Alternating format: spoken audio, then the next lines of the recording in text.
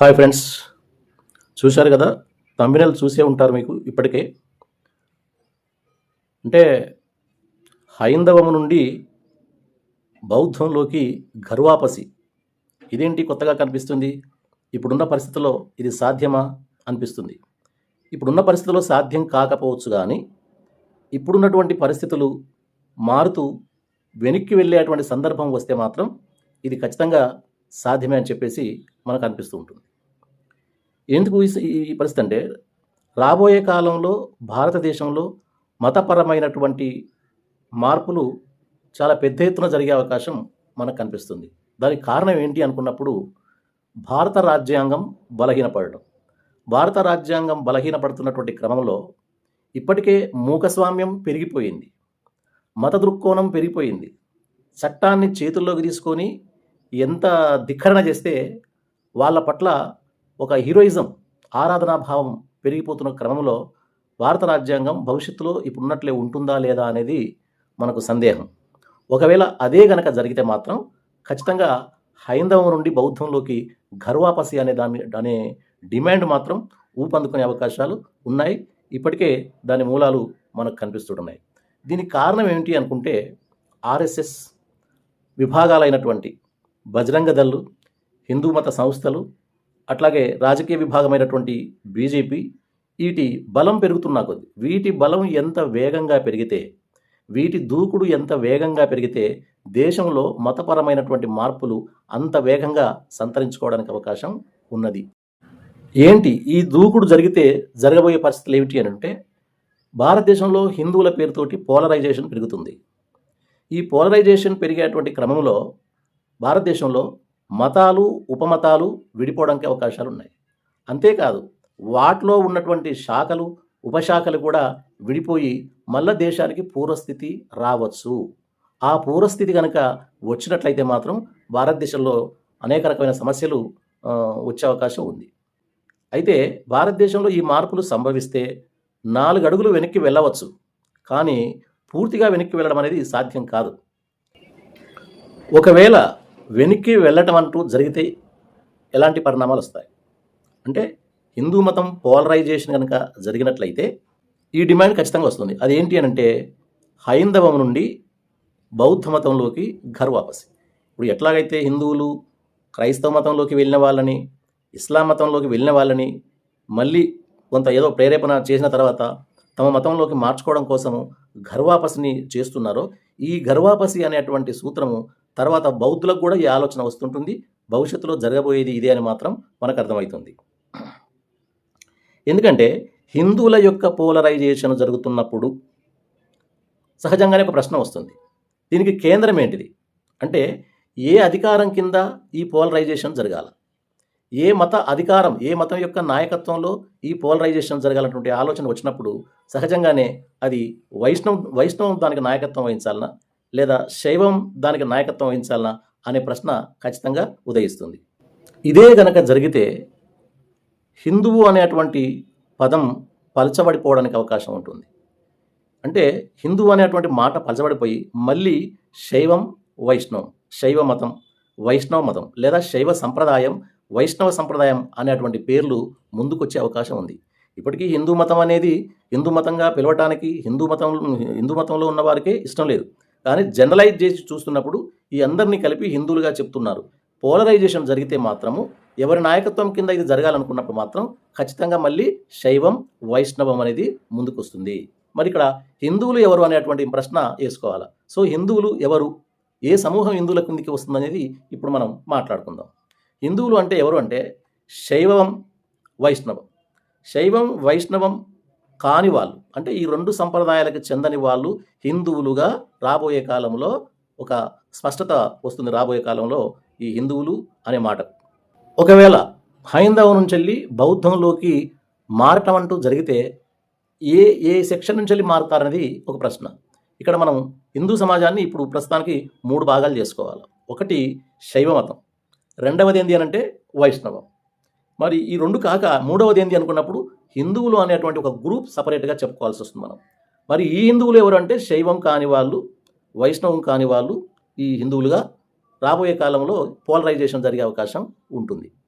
హిందువులుగా మనం ఎవరినైతే పిలుస్తామో ఈ సెక్షన్ నుండి ఎక్కువ మంది బౌద్ధ మతంలోకి ఆకర్షితులు కావడానికి అవకాశం ఉంది. ఎందుకు అనంటే శైవ మతం అనేసరికి దానికి ఒక సంప్రదాయం ఉన్నది.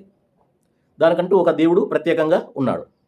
వైష్ణవం అనేసరికి దానికి ఒక ప్రత్యేక సంప్రదాయం ఉంది. ప్రత్యేకంగా ఒక కేంద్ర స్థానంలో ఒక దేవుడు రాముడో విష్ణువో ఎవరో ఒక పేరు ఉన్నది. కాబట్టి వీళ్ళు శైవులు వైష్ణవంలోకి కానీ వైష్ణవం శైవంలోకి కానీ వెళ్ళటానికి ఛాన్స్ లేదు. అంటే ఇటు నుంచి అటు కానీ అటు నుంచి ఇటు కానీ మత మార్పిడి జరగటానికి అవకాశము లేదు. మరి మార్పిడి అంటూ జరిగితే ఎక్కడి నుంచి జరగాలి?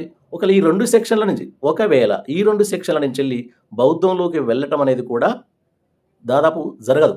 ఒకవేళ జరిగితే 5%, 10% ఏం జరుగుతుందో కానీ ఎక్కువ అయితే జరగడానికి అవకాశం లేదు. మరి ఏ సెక్షన్ నుంచి అంటే హిందువులు అనే సమూహం నుంచి వెళ్ళి వెళ్ళటానికి ఛాన్స్ ఉంది. ఎందుకు అనంటే ఈ హిందువులు అనే సమూహంలో ఉన్న వాళ్ళు జనరలైజ్డ్గా హిందువులు అని పిలువబడుతున్నారు. కానీ వీళ్ళకు ఒక స్పష్టమైనటువంటి నిర్వచనము లేదు, ఒక స్పష్టమైనటువంటి దృక్పథము లేదు. ఎస్సీ, ఎస్టీ, బీసీస్ ఈ 3 రకాల వర్గాల ప్రజల్ని కలిపి హిందూ సమూహంగా చెప్పుకున్నట్లయితే వీళ్ళకు స్పష్టమైనటువంటి మత సాంప్రదాయం లేదు, స్పష్టమైనటువంటి ఒక దేవుడు అనేవాడు లేడు.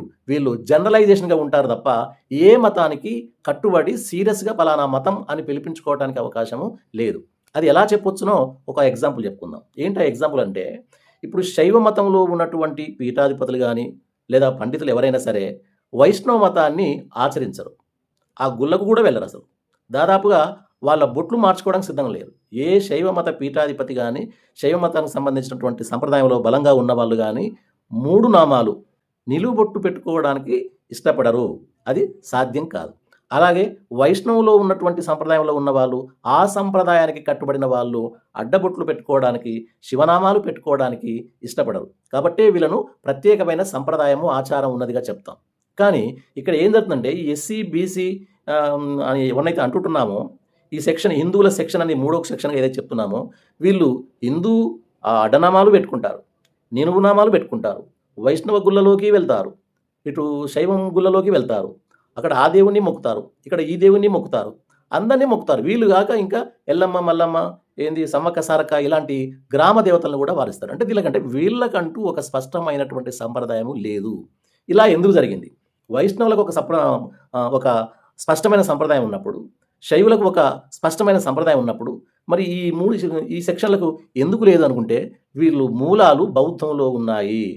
అంటే పూర్వకాలం నుంచి వెళ్ళి కూడా బౌద్ధ మతం బలహీనమైన తర్వాత మిగతా రాజులు శైవ మతాన్ని లేదా వైష్ణవ మతాన్ని ఆరాధించినటువంటి క్రమంలో భయానికో భక్తికో వీళ్ళంతా పూర్వం బౌద్ధులుగా ఉన్న వాళ్ళంతా కూడా ఈ మతాల గ్రూపుల్లోకి వచ్చి ఈ దేవతారాధనలు మొదలుపెట్టడం అనేది జరిగింది. అయితే వీళ్ళంతా వైష్ణవ సంప్రదాయాల్ని ఆచరించడం లేదా శైవ సంప్రదాయాల్ని ఆచరించడం మొదలుపెట్టారు. కానీ ఏ సంప్రదాయంలో స్పష్టంగా ఇముడిపోలేదు. ఆ రకంగా జనరలైజేషను అయ్యారన్నమాట వీళ్ళు. అంటే అందరి దేవుళ్ళను మొక్తాం, ఈ గుళ్ళకి వెళ్తాం, ఆ గుళ్ళకి వెళ్తాం, ఆ దేవుని మొక్తాం, ఈ దేవుని మొక్తాం, ఆ బొట్టు పెట్టుకుంటాం, ఈ బొట్టు పెట్టుకుంటాం వీళ్ళున్నారు. కానీ మరి వీళ్ళు ఈ బొట్టు ఆ బొట్టు పెట్టుకుంటున్నారు, ఈ దేవుని ఆ దేవుని మొక్కుతున్నారు. ఈ మార్పు అనేది శైవులకు వైష్ణవుల మధ్యన జరగడానికి అవకాశం ఉందా? లేదు అంటే అర్థమైంది ఇక్కడ వాళ్ళకంటూ ఒక స్పష్టమైన ఆచార వ్యవహారాలు ఉన్నాయి. అది మతంగా పిలబడుతుంది. వీళ్ళకి స్పష్టమైన ఆచారాల వ్యవహారాలు. కారణం ఏంటంటే బౌద్ధం నుంచి వెళ్ళి వచ్చి భయాననో నయాననో ఈ సంప్రదాయాల్ని పాటిస్తూ ఉంటూ అలవాటు పడ్డారు. దాని తర్వాత వీళ్ళు తమకు తాము హిందువులుగా భావించుకుంటున్నారు. కానీ వీళ్ళు సీరియస్గా ఒక సంప్రదాయాన్ని మాత్రం సృష్టించుకోలేకపోయారు. అటు శైవంలోకి వెళ్ళలేకపోయారు, ఇటు వైష్ణవంలోకి వెళ్ళకపోయారు. కానీ అన్నిటినీ కలుపుతూ అందరి దేవుళ్ళను మొక్కుతూ అన్ని సంప్రదాయాలు పాటిస్తూ మాత్రము ఒక జనరల్ హిందువులాగా కొనసాగుతూ ఉన్న సమూహమే ఇప్పుడు ఎస్సీ, ఎస్టీ, బీసీసీ. వీళ్ళ మూలాలు పూర్వం బౌద్ధంలో ఉన్నాయని చెప్పవచ్చు. ఇలా ఎందుకు జరుగుతుంది అనుకున్నప్పుడు ఈ పోలరైజేషన్ కారణంగా వీళ్ళలో ఆ ఆలోచనలో వచ్చే అవకాశం ఉంది. పోలరైజేషన్ జరుగుతున్నప్పుడు ఈ 3వ సెక్షన్ని అటు వైష్ణవులు కానీ ఇటు శైవులు కానీ తమలో ఇముడ్చుకోవడానికి సిద్ధపడరు. వాళ్ళు ఎంతసేపు మీరు అలా దూరంగా ఉండాలి, మా ఆధీనంలో ఉండాలి, మేము చెప్పినట్టు వినాలి, మా జీవనోపాధికి మీరు మార్గంగా ఉండాలి, అంటే మాకు మీరు ఉపయోగపడాలి, మాకు సేవలు చేస్తూ ఉండాలన్నటువంటి భావనతో ఉంటారు తప్ప వీళ్ళని అక్కడ ఇముడ్చుకోలేరు. ఇముడ్చుకోలేని క్రమంలో వీళ్ళకంటూ ఒక మధ్యన ఒక ఫీలింగ్ మాత్రం వచ్చేస్తుంది. నిజంగా శైవులు మనల్ని పూర్తి స్థాయిలో శైవులుగా అంగీకరించడం లేదు, వైష్ణవులు ఈ 3వ సెక్షన్ని పూర్తి స్థాయిలో వైష్ణవులుగా అంగీకరించడం లేదు. ఇంతకు మనమేంటి అనే ప్రశ్న వచ్చినప్పుడు ఈ మూలాల కోసం వెతుకులాట ప్రారంభమవుతుంది. ఈ వెతుకులాట ప్రారంభమైనటువంటి క్రమంలో వీళ్ళ మూలాలు మళ్ళీ బౌద్ధం గురించి ఆలోచించే అవకాశం ఉంది. ఇప్పటికే దేశంలో ఆ మార్పు అనేది జరుగుతుంది. అంటే ఈ దళితుల్లో ఉన్నటువంటి ఈ 3వ సెక్షన్‌లో ఉన్నటువంటి చదువుకున్న వాళ్ళు, కాస్తో కూస్తో ఆధ్యాత్మిక దృక్పథం ఉన్నవాళ్ళు ఆ బౌద్ధం వైపు ఆకర్షితులవుతున్న సంగతి మనకు కనిపిస్తూనే ఉంటుంది. మీరు గనుక ఆలోచించినట్టయితే బౌద్ధం నెమ్మదిగా చాప కింద నీరులాగా అది పాకిపోతూ భారతదేశంలో మళ్ళా పూర్వస్థితి కోసం ఒక పాకులాట మొదలుపెట్టింది అని మాత్రం చెప్పుకోవచ్చు. ఇవాళ చూస్తూ ఉండండి, హైందవ సమాజంలో చాలామంది ఇళ్లలో బుద్ధుని విగ్రహాలు పెరిగిపోతున్నాయి. టీవీ దగ్గరనో లేకుంటే సెల్ఫ్‌లో టేబుల్ మీదనో ఎక్కడనో విగ్రహాలు పెట్టుకుంటూ బుద్ధుని ఆరాధించడం మొదలుపెట్టారు. అంతేకాదు కొంతమంది హై క్లాస్ వాళ్ళు తమ ఇల్లు కట్టుకుంటున్నటువంటి క్రమంలో తమ ముఖ్యమైనటువంటి గదిలో, ప్రత్యేకమైనటువంటి గదిలో వెనకాల గోడలకి టైల్స్‌తో బుద్ధుని చిత్రాల్ని ఏర్పాటు చేసుకుంటున్నారు. ఇదంతా చూసినట్లయితే ప్రజలు బుద్ధుని జ్ఞానానికి ప్రతీకగా చూస్తూ బౌద్ధం వైపు ఆకర్షించబడుతున్నారని మాత్రం చెప్పుకోవచ్చు. అంతేకాదు జిల్లాలలో గానీ, అక్కడక్కడ ముఖ్యంగా ముఖ్య ముఖ్య కేంద్రాల్లో అక్కడక్కడ ముఖ్య కేంద్రాలలో ఈ బౌద్ధుని యొక్క బౌద్ధ స్తూపాలు పెరుగుతున్నాయి. ఆరామాలు, చిన్న చిన్న ఆరామాలు ప్రారంభమవుతున్నాయి.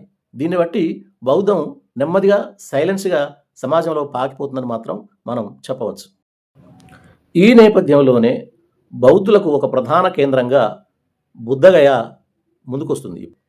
ఎట్లాగైతే రామ జన్మభూమి, అయోధ్యలో ఉన్నటువంటి రామ జన్మభూమి హిందువులకు ఒక ప్రధాన క్షేత్రంగా భావించి మా భూమి మాకు కావాలే, హిందువులకి ముస్లింలకి పుణ్యక్షేత్రాలు ఉన్నట్టుగానే మాకు కూడా ఒక దేశంలో హిందువులకందరికీ ఒక ప్రధాన కేంద్రం ఉండాలి, ఆ భూమి మాకు కావాలని చెప్పేసి పోరాటం చేసి ఎలాగో అలాగో దాన్ని సాధించుకోవడం జరిగింది.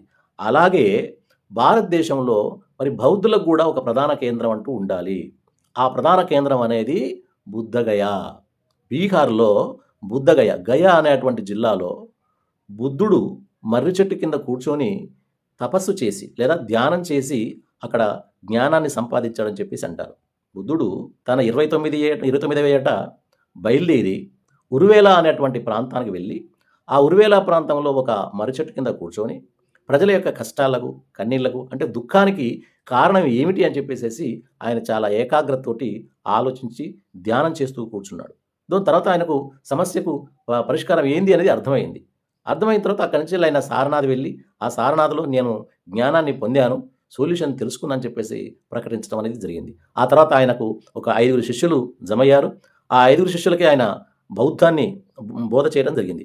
ఆ రకంగా అది విస్తరిస్తూ భారతదేశాన్ని దాటి భారతదేశంలో ఆ తర్వాత వచ్చినటువంటి రాజులు కూడా దాన్ని ఆమోదించి బౌద్ధాన్ని ఆశ్రయించారు, బౌద్ధానికి మద్దతిచ్చారు. ఆ క్రమంలో రాజుల సపోర్టు తోటి కూడా భారతదేశంలో బౌద్ధం బాగా విస్తరించింది.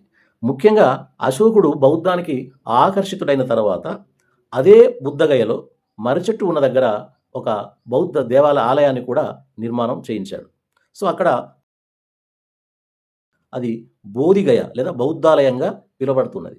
అయితే ఇది ఏం జరిగిందనంటే 12వ శతాబ్దం వరకు ఇది బోధి వృక్షం బౌద్ధాలయంగా పిలువబడుతూనే ఉంటుంది.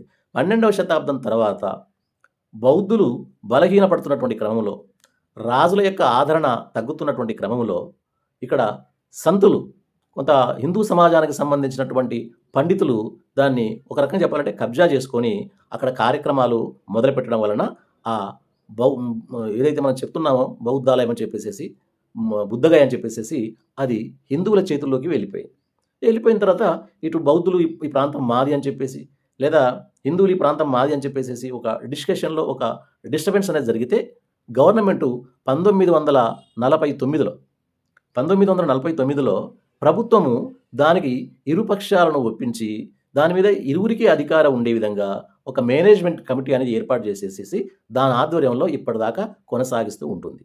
ఇప్పుడు బౌద్ధులు ఏమంటున్నారు, ఇప్పుడు ఆ బుద్ధగయను రామజన్మభూమిని హిందువులు తీసుకున్నట్టుగానే ఈ ప్రాంతాన్ని బౌద్ధులకు వదిలిపెడితే బాగుంటుంది అని చెప్పేసి వాళ్ళ డిమాండ్ ఇప్పుడు ఊపందుకుంటుంది.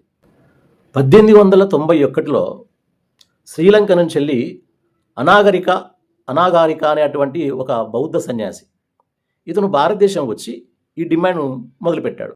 మహాబోధి అనేటువంటి సొసైటీని ఏర్పాటు చేసిన తర్వాత ఈ ప్రాంతం బౌద్ధులకు చెందాలని చెప్పేసి ఆయన డిమాండ్ మొదలుపెట్టాడు.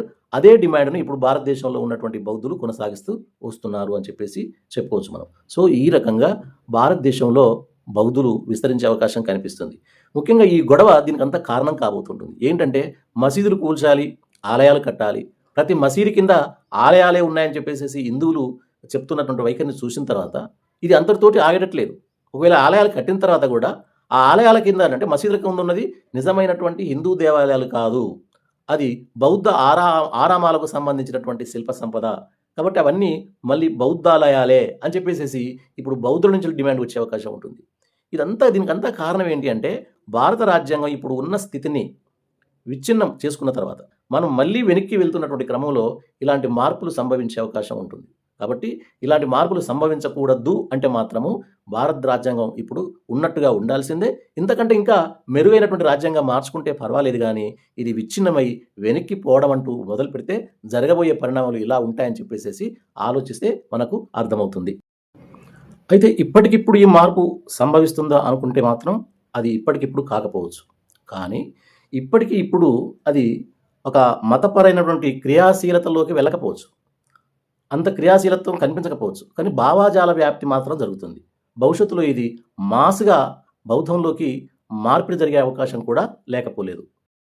మరో విషయం ఏంటంటే మహారాష్ట్రలో భీమా కోరేగావ్ అనే ప్రాంతంలో ప్రతి సంవత్సరం బౌద్ధ దీక్షలు పెరుగుతున్నాయి. ఆ బౌద్ధ దీక్షకు వచ్చేటువంటి ప్రజల సంఖ్య పెరుగుతూ ఉంటుంది. కారణం ఏంటంటే 1818లో అక్కడ మహర్ సైనికులు విజయం సాధించడం ద్వారా అంటే బ్రిటిష్ పక్షాన యుద్ధం చేసి విజయం సాధించడం వలన దానికి గుర్తుగా అక్కడ ఒక విజయ స్తంభాన్ని ఏర్పాటు చేస్తే 1927లో అంబేద్కర్ అక్కడికి వెళ్ళి దాన్ని ఆత్మగౌరవ ప్రతీకగా ప్రకటించి అక్కడ వాళ్ళకి నివాళులు అర్పించడం జరిగింది. దాంతోటి అంబేద్కర్ అనుయాయులే కావచ్చు లేదా దళితులకు సంబంధించిన వాళ్ళే కావచ్చు ఆ సమాచారం ఎక్కువగా తెలుస్తున్న కొద్దీ అది చూడాలన్న కాంక్షతోటి ప్రతి సంవత్సరం అక్కడ వెళ్తూ ఉన్నారు. అలా వెళ్ళటం వాళ్ళ సంఖ్య పెరుగుతూ రాను అక్కడ బౌద్ధ దీక్షలు పెరగడం జరిగింది. ఒక రకంగా చెప్పాలంటే ఇక్కడి నుంచి వెళ్ళిన వారు అక్కడ దీక్షలు తీసుకొని తిరిగి వస్తున్నటువంటి సందర్భాన్ని మనం చూస్తున్నాం. దీనికి ఇప్పుడు వందలు వేలు దాటి లక్షలలో ఈ సంఖ్య పెరుగుతూ ఉండడం అనేది కూడా మనం గమనించాలి.